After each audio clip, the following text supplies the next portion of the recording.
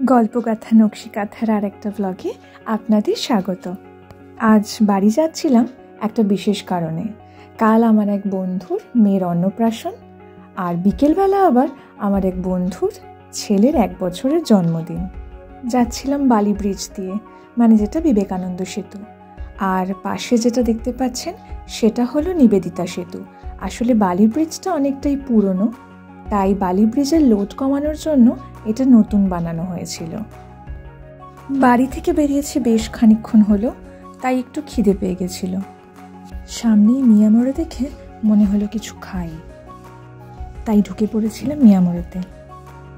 বেশ রাত হয়ে গেছিল, ভাবছিলাম হয়তো অনেক কিছুই শেষ হয়ে যাবে, বাট না, দেখলাম অনেক কিছুই আছে। ও নিল একটা চিকেন সসেজ রোল, আর আমি খেলাম একটা চিজ কর্ন রোল।